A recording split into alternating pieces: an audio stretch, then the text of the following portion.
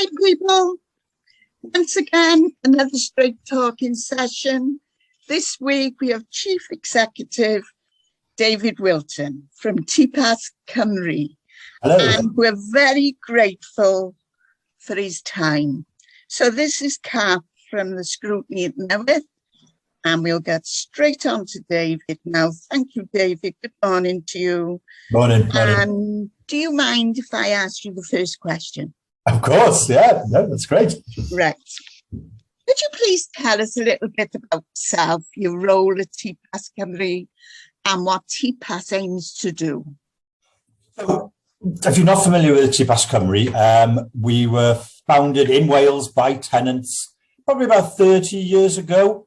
And at its heart really is that we champion the tenant voice in shaping housing services, policy, and we want people working together with mutual respect. There's no magic way of doing that. There's no magic tenant participation solution, but it needs that commitment and desire across everyone involved, and right from the top of an organisation down. And practically, what TPAS does really is we do training, networking, opportunities, research, consultancy. And I think on a larger scale, what fascinates me is our work with Welsh Government and key decision makers, policy makers, in making sure that tenants' views are taken into account when shaping policy. You also asked about myself, I think. I'm from Dinas Powys. I live in Penarth now with my wife, Sian, my son, Bryn, who's 13, and a dog called Nell. And my background's really in marketing, communications, digital. I've worked for people like NatWest, Legal in General, and some smaller digital agency, Coca-Cola. And I've got a real passion for digital inclusion and accessibility. And I know that's a value that Newydd share yourselves. Lovely. Second question, why did you choose to work in housing? So I'd worked in the private sector, like I say, for many years, but I was looking for a role that made a difference. And I think so many of our challenges in society are impacted by housing, good affordable housing. If we can create in Wales good affordable housing, that's energy efficient, secure neighbourhoods, I think we'd see such an improvement in health, education, life opportunities. And so for me, that's why I work in housing. Oh, great. What do you think social housing has got right, and what hasn't it got right? Now, this is a big question. Yeah, no, I think let's focus on positive first. I think the first thing I think it's got right is that social housing, the sector, including local government, Welsh government, it's got good people working in it who want to improve housing. And I'm sure you, Scrutiny panel, you've seen this yourself.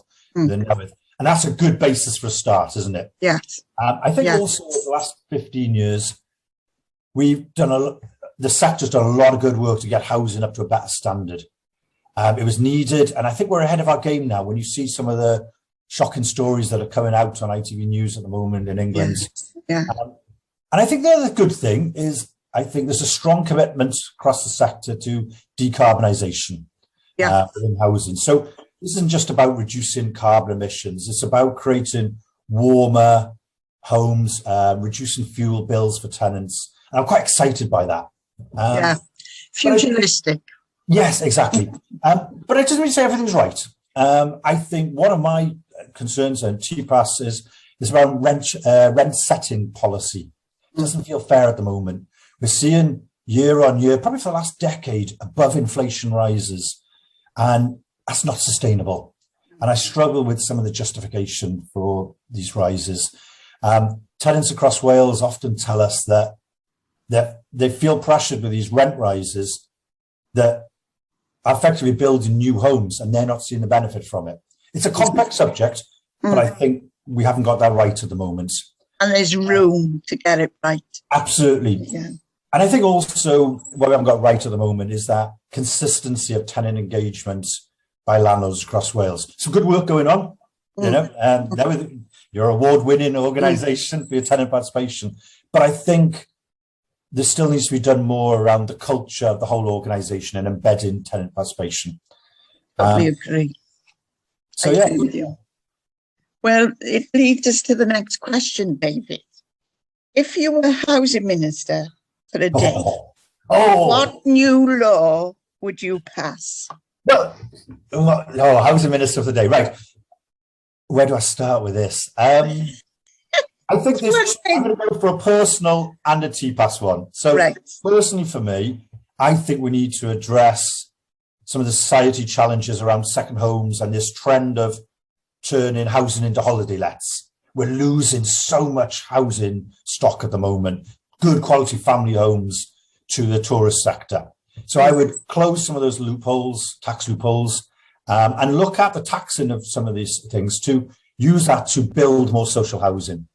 I think from a TPAS perspective, I think we'd like to see some stricter guidelines and legislation to address these above inflation rises. It's not the rise itself, got no issue with that, but I think we need proper tenant engagement, commitments going alongside these rent setting. You know, I want to see a clear tenant promise as to what they're going to get for these rises, and people held accountable for that. Yes, and tenants tend to want the value for money explained a bit more. Absolutely, I think there's so much more, and there's a legal requirement in Scotland, and I think why not Wales? You know, that's right. That's right. I'd be busy that day, but I'd pass. You would be. That'd be two things you'd be thinking about. Yeah. Thank you, David. What things has TPAS Cymru done that you are proud of, and what things could they do better? Good point, and something we've discussed a number of times. I think for a small team, we do a lot all across Wales, supporting tenants, landlords, and policymakers. And we've got a full programme of events. I'm really quite proud of that. And we influence at senior levels of government. And what I'm also quite proud of is that when we look at things like Welsh Government proposals, consultations, we've got a high level of tenant input and engagement into that. It's not just a couple of people sitting in an office creating policy. We listen and we push the tenant voice to be heard. However, I think we've got some challenges, like everyone in this sector, which is about getting more diverse voices, a wider range of tenant voices heard. And we're not alone in that. You know? Yes, I agree with you. Would you want more tenants to get involved with TPAS work? Yeah. And if so, how do you plan to attract them? Okay, so yeah, firstly, yes, diversity of voices, more people's voices being heard, I think can only be a good thing. So it's more representative. I think how we're going to attract them, first thing is we need to offer a wider range of new opportunities for voices to be heard. We've been trialling events in the evening and briefings, some new digital techniques as well. But also, I think we've got to create more opportunities for tenants to share their personal experiences of housing. A lot of people, a lot of professionals writing blogs and newspaper articles and writing for trade magazines. I think tenants' voices need to be heard more, and TPAS could do more of that. Yeah. And I think it's also about reaching more tenants in new ways. So, for an example, we recently ran a campaign on Instagram, on the social media platforms, aimed at younger private renters. And I was stunned with the success of it, really pleased with the response rate we got. It was a way of reaching those younger tenants. They're getting more and more interested. Yeah. Which leads us on to this question.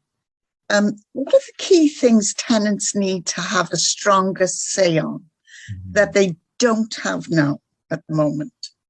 I think there's certainly, we're seeing in our tenant pulse reports, there's still a lot more work to get the basics right.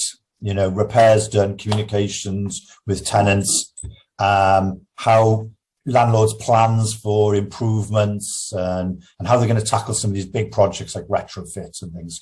And therefore, tenants can really help landlords with this, I think, if landlords are prepared to listen. Yeah, You're right. What do you think is the future of tenant engagement then? Oh, right. I think I'll go back to the future's got to be about trying to get more diverse backgrounds, to scrutinise some of the key subjects. It sometimes concerns me that you get tenant panels, say, looking at subjects that they don't have direct experience of. And therefore, I think getting more diverse voices to look at certain work, I think, is the future. I think at a national level, I think there is a case for a stronger tenant voice, particularly around private renters, who I don't feel are being heard at the moment. I agree with you there. Yeah, and it's something we've discussed, haven't we, in the past? Yes, yeah. And I think thirdly, probably tenants also need to be involved in the big decisions. This is something David Lloyd talks about a lot. You know, there's big issues on the horizon: decarbonisation, retrofit, value for money, affordability, and tenants need to be involved in those big decisions, I think. I do too.